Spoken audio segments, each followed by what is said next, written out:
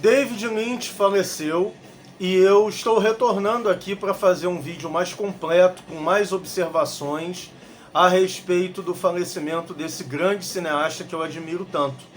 Porque antes eu já tinha feito um short, né? Mas David Lynch merece muito mais do que um short. Então por isso que eu estou voltando aqui. E vocês, como é que vocês vão? Tudo bem? Sejam bem-vindos ao meu canal mais uma vez, tá bom, galera?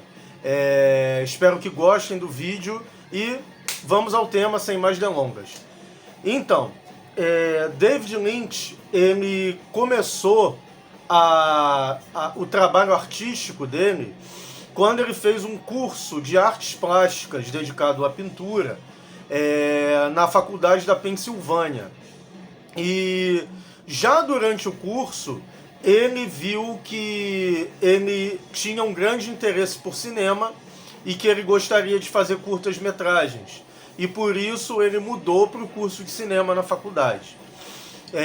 E também é importante dizer que, com relação às artes plásticas, durante os anos ele continuou pintando.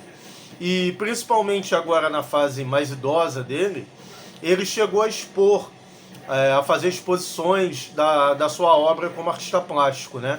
Mas, obviamente, não chegou ao mesmo sucesso que ele teve enquanto cineasta.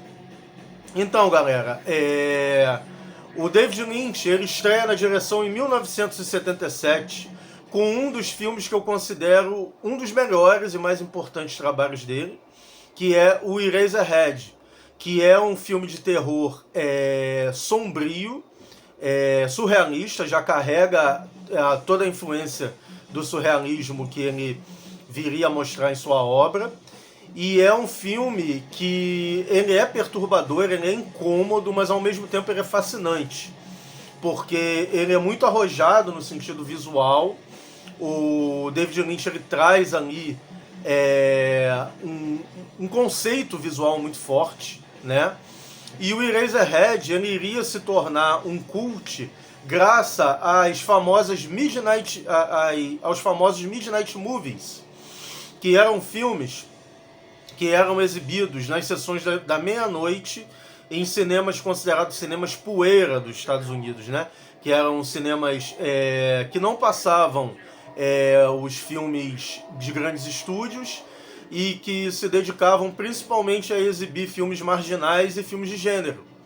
E na sessão da meia-noite sempre passavam filmes que tinham algo de controverso, de perturbador, né? E Eraserhead acabou sendo muito exibido nessas sessões de Midnight Movies e se tornou um grande sucesso assim, entendeu? E isso que abriu as portas da grande Hollywood, dos grandes estúdios para David Lynch. Tanto que logo em sequência ele foi fazer O Homem-Elefante, né? Que já era um filme produzido por um grande estúdio com um orçamento considerável. Ele filmou em Londres, né? Porque é baseado na história real de um homem que nasceu com uma deformação muito grande no rosto e por isso ele foi chamado de Homem-Elefante. E então, assim, é um filme que ele já sai um pouco ali do surrealismo, porque era o primeiro filme do Lynch num grande estúdio. Então, no caso, ele não tinha liberdade para botar elementos surrealistas, então ele acabou fazendo um filme de drama convencional, mas mesmo assim é um filme excelente, é um filme assim muito tocante, muito triste, pesado, e o próprio David Lynch viria a ser indicado a melhor diretor, né, pelo Oscar, né? Só que ele acabou perdendo, né? Ele inclusive foi indicado outras 2 vezes como melhor diretor, mas não ganhou também, acabou ganhando um Oscar honorário em 2019. É aquele tapa-buraco da academia, né? Quando o diretor é muito talentoso e aí a academia fica com uma certa vergonha, porque todo mundo fica fazendo críticas pesadas à academia por não ter premiado aquele diretor, aí a academia dá meio que um Oscar cala-boca, né? Que eu chamo dessa forma. O famoso Oscar honorário, que vocês podem chamar de Oscar cala-boca, né? Que é para calar a boca dos críticos, entendeu? Aí ele ganhou esse prêmio honorário em 2019. Mas voltando, depois do sucesso de Homem-Elefante, sucesso de público e de crítica, O David Lynch ele acabou sendo contratado para dirigir a primeira adaptação cinematográfica de Duna, que inicialmente tinha sido um projeto que tinha sido concebido por outro diretor surrealista, que é o Alejandro Jodorowsky, né? Só que o Alejandro Jodorowsky, como ele era um cara assim meio descolado da realidade, ele queria fazer um filme de 14 horas de duração e que custasse um valor exorbitante, tipo, sei lá, 200 mil dólares, alguma coisa assim, que para a época era inviável. Então, obviamente, ele não conseguiu fazer o filme. Como Jodorowsky não estava inclinado a fazer concessões da sua visão artística, acabou que depois passaram o projeto para o Ridley Scott. O Ridley Scott não quis pegar o projeto. Eu acho que na época ele estava envolvido com aquele filme A Lenda, com Tom Cruise, e aí ele não quis pegar o projeto. E então ele fez o Duna acabou caindo no colo do David Lynch. Só que o David Lynch, cara, durante a produção do filme, ele teve muitas brigas com os executivos do estúdio, porque os executivos não estavam dando liberdade criativa para ele, entendeu? Ele não podia imprimir a visão dele da obra no filme que ele estava filmando. Então ele brigou tanto, se desentendeu tanto, que ele terminou o filme por contrato, mas já sem querer terminar, e ele pediu para que o nome dele fosse tirado nos créditos. Se eu não me engano, o Duna, quando aparece o crédito de diretor, acho que está lá John Smith, né? Que é um pseudônimo que acabou ficando famoso em Hollywood, porque muitas vezes quando os profissionais eles não queriam assinar por um filme, eles pediam para colocar esse pseudônimo John Smith. E aí, se você for botar no IMDb John Smith, tem milhares e milhares de filmes, entendeu? Que os diretores não quiseram assinar como diretores.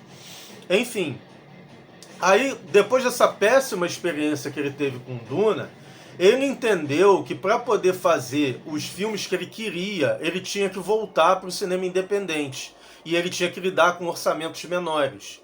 Porque Hollywood sempre funcionou dessa forma. Quanto mais dinheiro se investe num filme, quanto menos liberdade criativa o diretor tem e quanto mais cobrado ele é.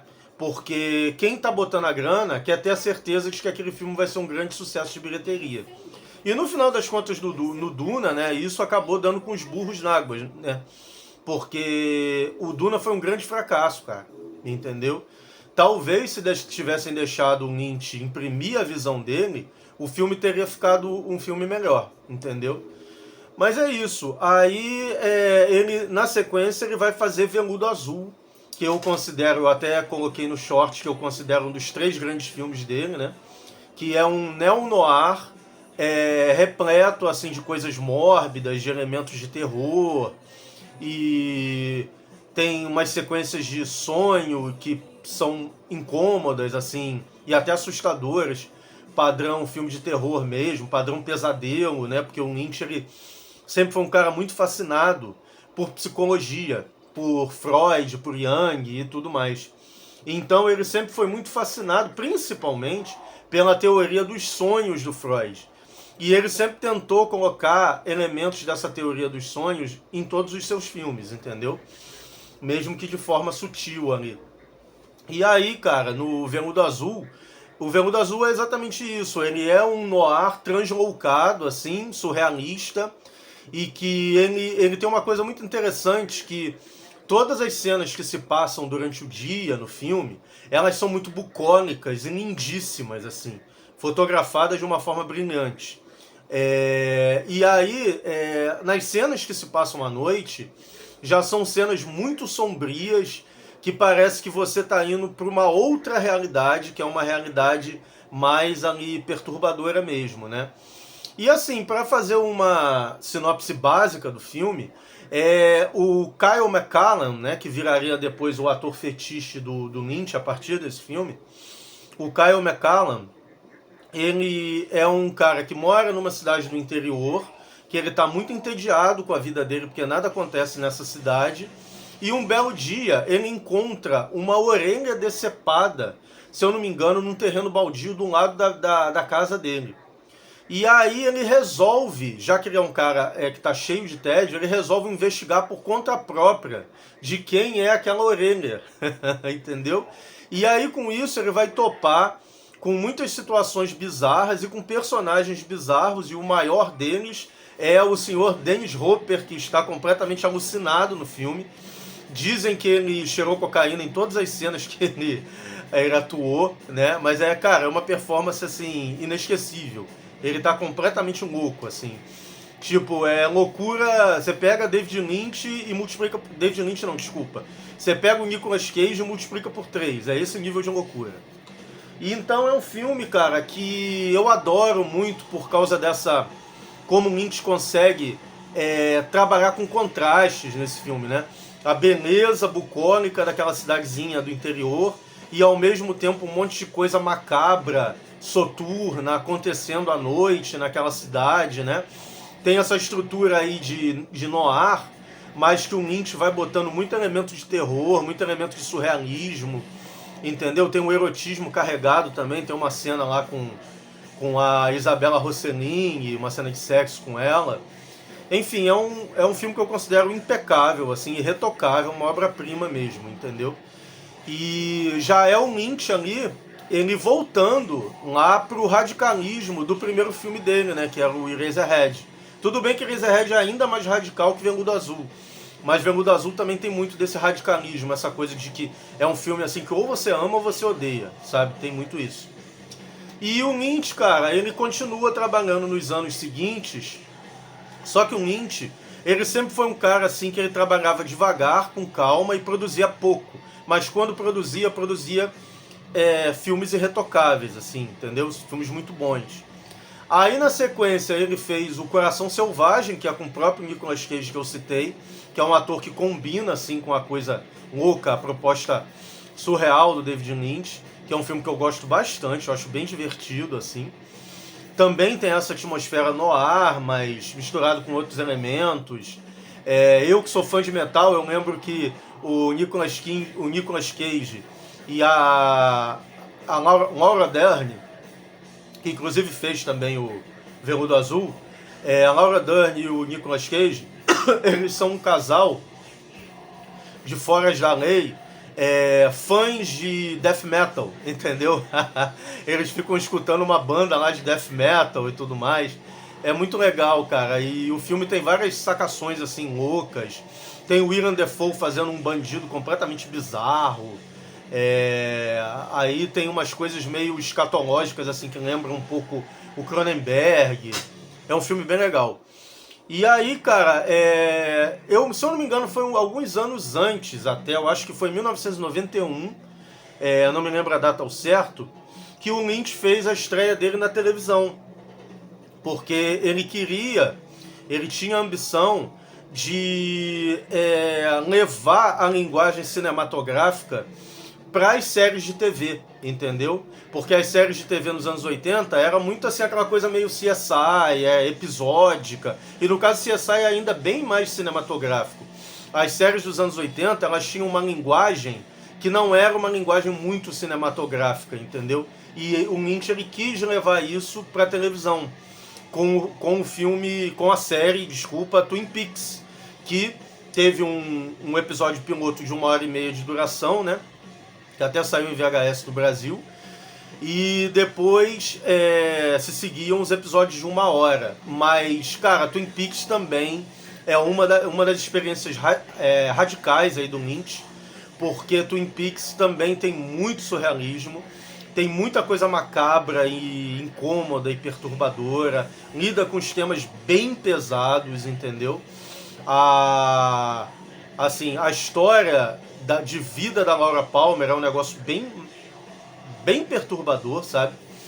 Mas tudo feito de uma forma muito elegante e sutil, tá entendendo? A série ela não é muito gráfica, mas ela transmite muita coisa incômoda, assim. E tem aquelas sequências clássicas dos sonhos do detetive do Kyle MacLachlan, em que ele sonha com um anão e tudo mais. Cara, Twin Peaks, assim, é muito interessante. Eu, inclusive, tenho que tomar vergonha na cara e terminar de assistir, cara. porque eu não terminei de ver, entendeu? Eu assisti a primeira temporada até a metade, aí depois eu acabei indo ver alguma outra série e tudo mais, deixei para depois e não terminei. Eu tenho que terminar. Inclusive, vale dizer também que nos anos 2000, o Lynch ele retomou Twin Peaks. Ele fez mais uma temporada que as pessoas falam que é a temporada mais radical de Twin Peaks, mais surrealista, e que você nem precisa ter assistido as duas primeiras para você ver, de tão surreal que é, entendeu? Eu tenho muita vontade de ver. E é isso, cara. Aí, assim, o que acontece? Twin Peaks foi um grande sucesso, ganhou muitos prêmios, e foi a grande série que revolucionou a linguagem da televisão americana, a linguagem narrativa, que levou muito da linguagem do cinema, como eu falei, e que fez com que, na sequência, viessem outras séries também com linguagem de cinema, como é o caso, por exemplo, de Arquivo X, que foi um grande sucesso, Millennium, e por aí vai. Aí, depois, anos depois, Família Soprano, e por aí vai, né? Aí, foi a partir de Twin Peaks que as séries ganharam esse status de arte, até de vanguarda, muitas vezes, que as séries têm hoje, né? Por exemplo, sem Twin Peaks você não teria Succession, sem Twin Peaks você não teria Ruptura, entendeu? É por aí. E então, cara, depois de todo esse reconhecimento na televisão, toda essa revolução que o Lynch trouxe, ele ainda volta ao cinema alguns anos depois, se eu não me engano em 94, para lançar Os Últimos Dias de Laura Palmer, que é um prequel da série, mostrando os últimos dias de vida da Laura, entendeu? Que também é um filme radical, surrealista, perturbador. É um filme para poucos. Eu até diria que assim, eu assisti o filme e no caso eu não vi a série toda, então obviamente tem coisa que eu não entendi muito, entendeu? Mas a série tem umas coisas muito legais, como por exemplo a participação do David Bowie, que já tinha até participado da série, né? Ele volta nesse filme, Nos Últimos Dias de Laura Palmer. E é muito legal. Tem aquele cantor, o Chris Isaak, que cantava o Wicked Game. Ele também tá... acho que ele estava tanto na série quanto no prequel, né? Mas é muito interessante. Então, assim, o Lynch ele seguia, cara, mantendo uma qualidade muito alta em todos os seus projetos, né? E não foi diferente com o próximo projeto que viria, que seria Cidade dos Sonhos, né? Que ele inicialmente também teria desenvolvido como uma série de televisão, mas aí o pessoal não quis bancar, porque era uma série que falava mal de Hollywood, né? Que era uma crítica de Hollywood, o pessoal não quis bancar, não encontrou nenhuma rede de TV para bancar. E aí ele reescreveu o roteiro e transformou num longa-metragem que eu acho, assim, maravilhoso, cara. Maravilhoso. E também eu esqueci de falar de um filme que ele fez antes, entre Últimos Dias de Laura Palmer e o Cidade dos Sonhos, que foi o Estrada Perdida, que é um filme também, eu acredito que seja o filme mais radical do David Lynch, o mais perturbador.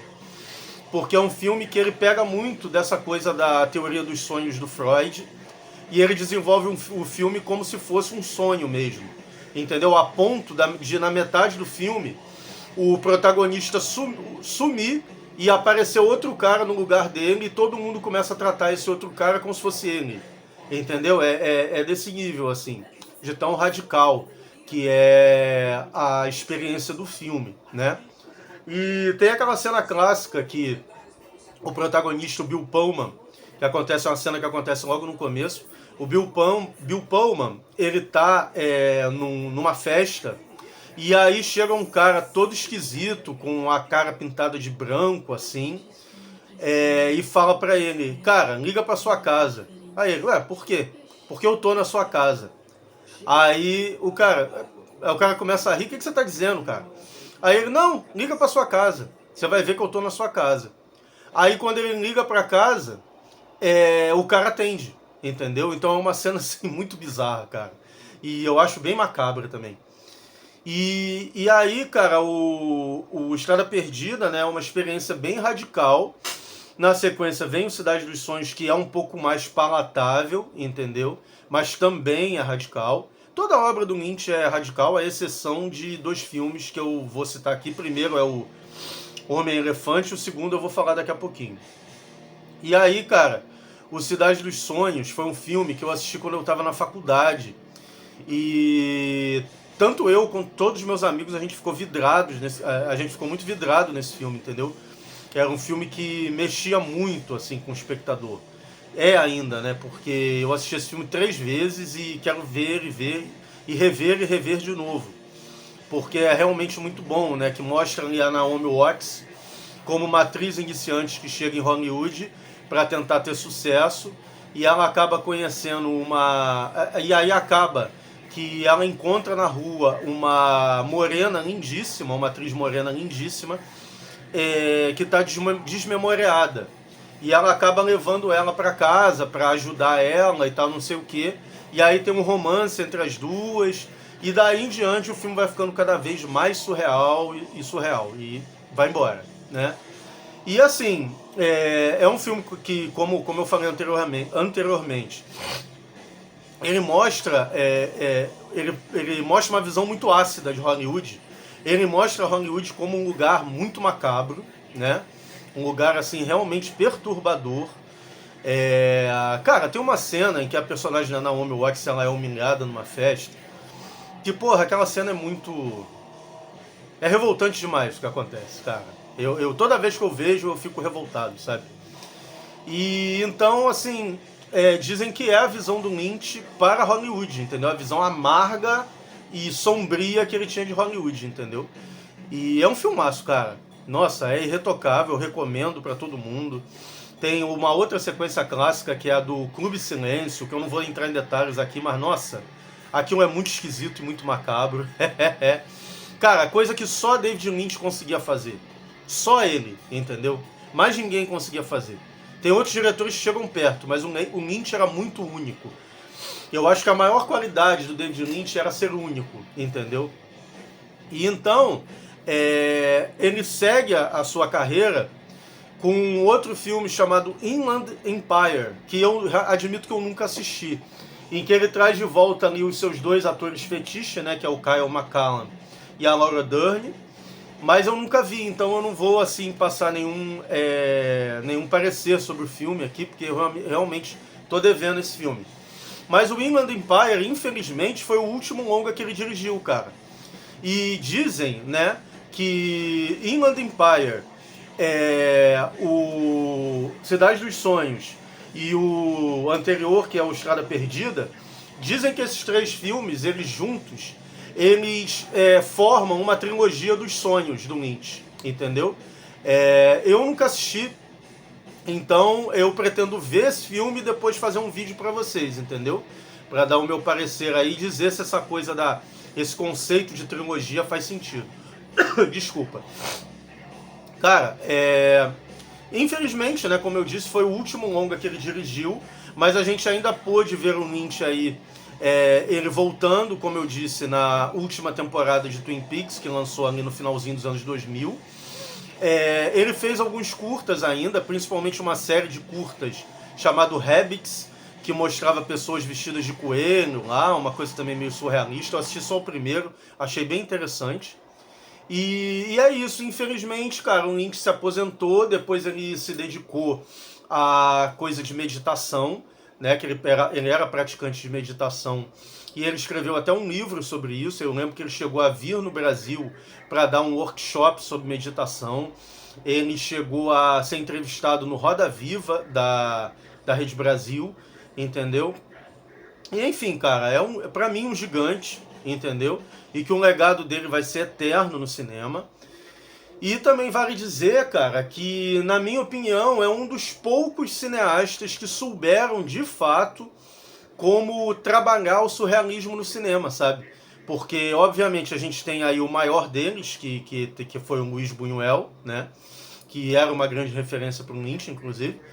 Luiz Buñuel foi o grande mestre do surrealismo no cinema, e em segundo lugar, para mim, vem David Lynch. Porque também tem o trabalho do Alejandro Jodorowsky, que vai nessa linha.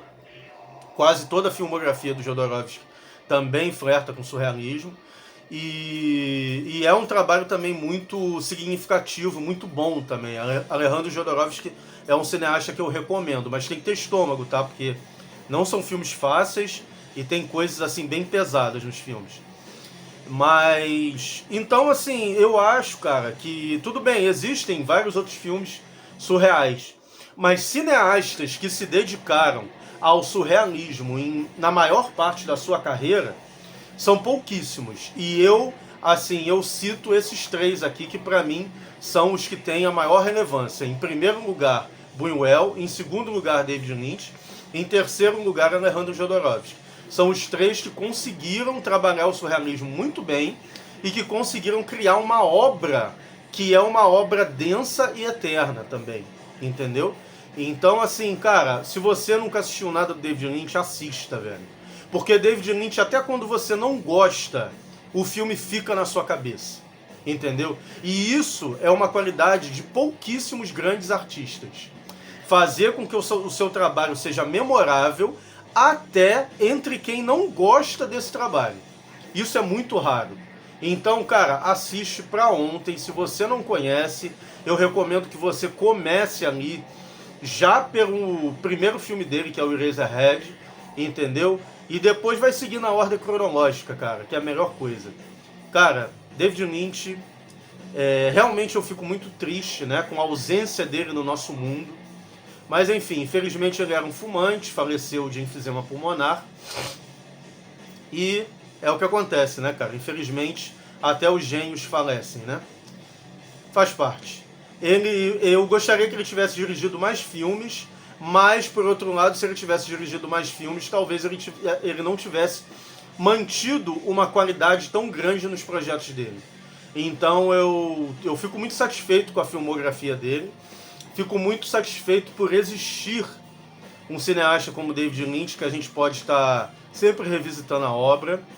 E é isso, galera. E quanto a vocês, qual o peso que David Lynch teve na paixão que vocês têm por cinema? O que vocês acham dos filmes do David Lynch?